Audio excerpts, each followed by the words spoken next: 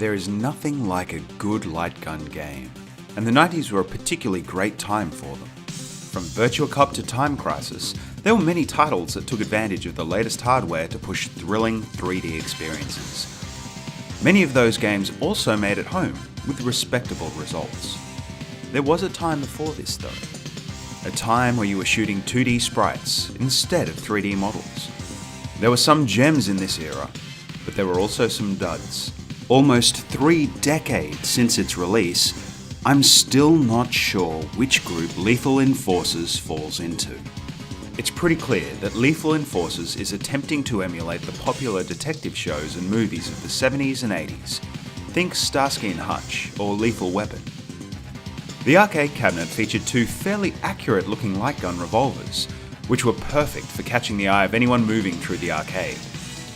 There isn't a whole lot of storyline needed here. You're a police officer armed with a standard issue revolver who is faced with a city under siege by a massive criminal organisation. There's not much more to it. The game drops you into a variety of different locations, and it's up to you to clean house. These locations vary, with some being fairly static, like the bank at the beginning of the game, to surprisingly dynamic, like the car chase that comes later. In all of these situations, you're tasked with eliminating all of the crooks without harming the innocent civilians. At the end of each stage, you'll also be faced with a boss character. These provide a bit of much needed variety to the game, though none of them require too much extra brain power to put away. One thing that feels a bit different compared to more modern light gun games is the emphasis on accuracy.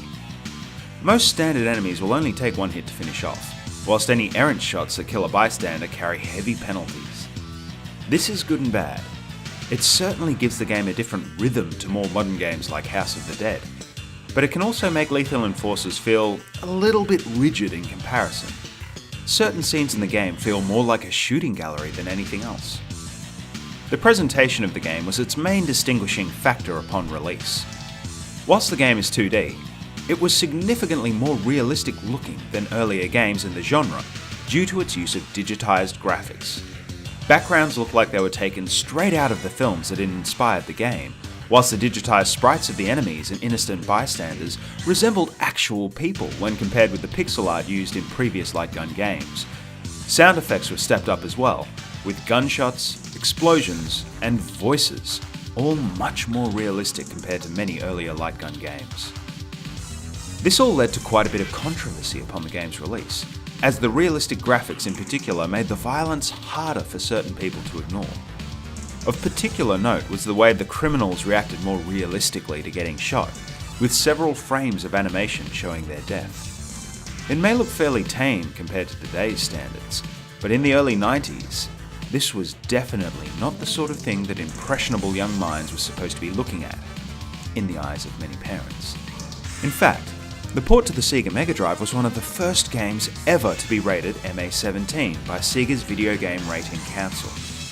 That brings us neatly to the next part of this story, the ports.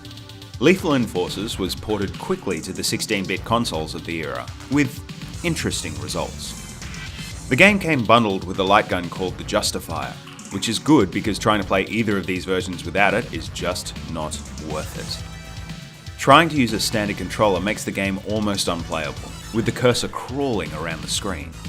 This made the game an expensive investment at the time, especially if you were planning on playing with a second player, both using a Justifier. As with many ports of the era, the Super Nintendo version has slightly more colours on the screen, and seems like the superior version, at first. Unfortunately, the Nintendo version is censored. Enemies react totally differently to getting shot when compared to the arcade version.